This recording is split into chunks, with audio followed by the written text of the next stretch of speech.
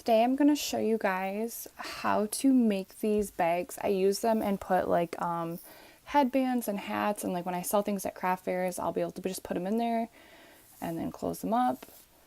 And I think it's just super cute for, you know, your customers to carry around. People ask where they got that bag, and then maybe they'll send people to your booth.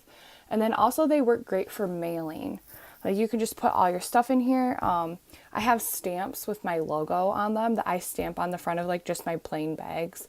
But I'm going to be in a market called Red Flannel. So obviously I wanted to get some red flannel bags for that. So I'm excited to show you guys how to do this.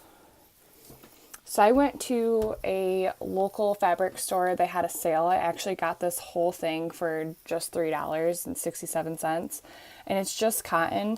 I'm not very good with my sewing machine, and I mean, if you're great, you can probably make this bag without even watching this, but I found that fabrics that have little to no stretch are easier for me to sew on. And in order to do this, you're just going to open it up.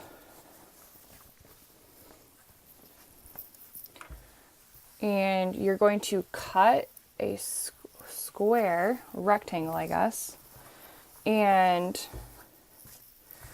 you can make your bags all different lengths, but basically you'll want to cut it lengthwise this way, twice as long as you're going to want your bag. So if I cut it here, then I know my bag will only be about this tall, less than an inch, because we're going to fold over the top. So I'm just going to cut a square for you guys and bring it back, and I'll show you what my measurements were, and then I'll show you how to sew it up. Okay, so this piece that I cut is about 9 inches wide by 2 feet long. So that means that my bag will be about 12 inches, 11 inches tall, and about 8.5 inches wide. So the first thing we're going to do is we're going to fold over this top edge. And we're going to fold it over about that much, about an inch. And then you can pin it. After you've made a couple, you'll probably find that you don't need to pin it. And then you're going to flip it over and fold this side down and pin it. And then this will be the wrong side of your fabric. So if you have fabric that's one-sided, this will be like the lighter side, or the side that'll be on the inside.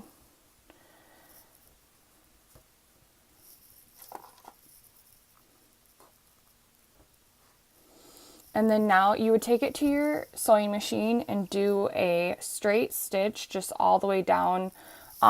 It's usually just the first stitch that your sewing machine's automatically set to if you have a sewing machine that has different stitch settings on it. You can use a zigzag stitch, but straight stitch seems to be easiest and go the fastest with these. And then I'm going to do that and then come right back and show you guys. Okay, now you can see that I've stitched across here, and then the same thing over here. They're not even, they're not perfect. They're just bags, you know, for shipping or whatever. If you were selling these bags, I would say you definitely would want to make sure that both sides are evenly stitched across both sides and everything's perfect, but for purposes of this, they don't need to be perfect. So I got this cotton yarn pretty much at the dollar store. It's used for cooking. They like use it to tie like the chicken feet together and stuff.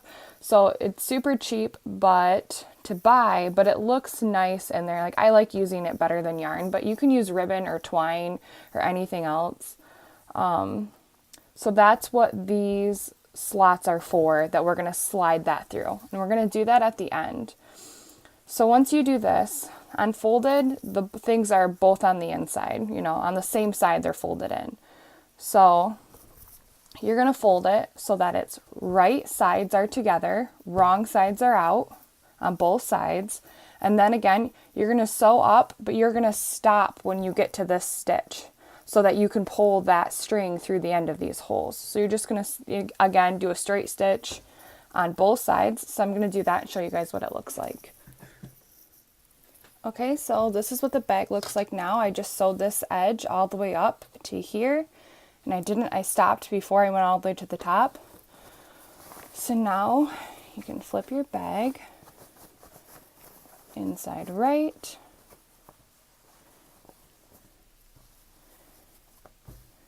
And this is what it will look like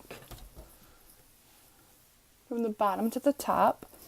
And then I like to take my string and pull it across and then do that. And then I fold it, double it, and then just add just a couple more inches. And then I cut it.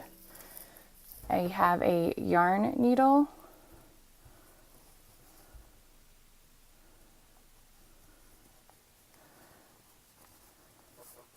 I'm gonna slide that through the front, leave a little tail on that side, and then I'm gonna do the same thing, flipping it over and slide it through the top that I sewed on the other side. Oops. And then I just take these and tie them in a little knot.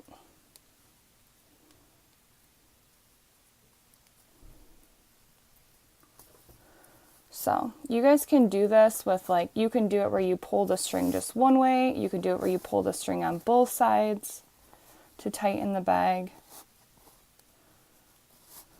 Depending on what you want, you can make them taller, you can make them shorter. I just have some headbands here. So like you guys can see, you can just roll them up, stick it in the bag, slide it all the way down, roll this one up, stick it in the bag, slide it all the way down. Let's see, third headband here. Stick it in the bag, slide it down, pull my one side, pull my other side. So that fits 3 headbands pretty easily. If any of you guys follow me on Instagram, you'll know that I stamp my bags.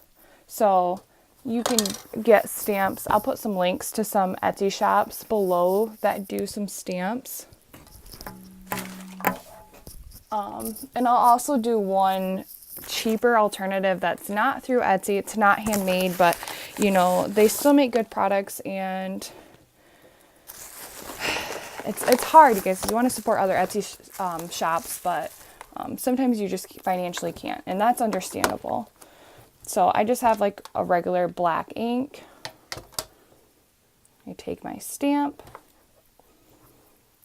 and then put it right on there. And then my logo's on there. That's basically a customized bag for you guys. And that's free advertisement when you're at markets and stuff, if you want people to see where the people got these bags. Obviously on my flannel bags, you wouldn't be able to see my logo if I put it on there, maybe right here in the lighter spot, but I probably just won't bother. But what I'm going to do is attach some tags that have my stamp on them. Let me see if I can find some tags for you guys. So these are the tags that I have. You probably see better on here. The tags that I have, and I usually do the same logo stamp right on this side. And then I would take my other stamp I have. I got a stamp made for tags. And it says item, pricing, and material. And I really wanted to do sizing, pricing, material. But I don't know what I was doing, and I was designing it, just didn't think about it. So this is what it ended up being.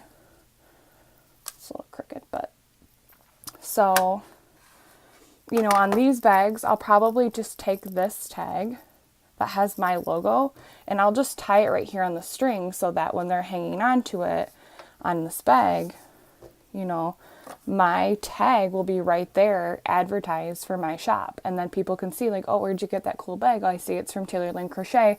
I'm going to go check out her booth. So I hope this tutorial was helpful for you guys. You can use any fabric for these bags. You can make them in any size. I do suggest making them a little bit taller than you do wider, just because I found that when you go to cinch these bags closed, that if the top is thinner, if it's thinner this way, it looks better when it's closed. But I did make some bigger ones like this just because I have drifter vests and other larger garments that won't fit into a smaller bag. But like I said, one that's this size, this was the 9 inches by 2 feet of length of fabric folded in half. It can fit 3 headbands, 3 beanies. It could probably fit easily like a scarf, an infinity scarf if you guys do those. So that's something to keep in mind. But thank you for watching. Subscribe if you guys want to see more tutorials. I do crochet tutorials. I'll probably start doing some more craft show tutorials, help set up, things to buy, things to use for your craft fair. So thanks for watching.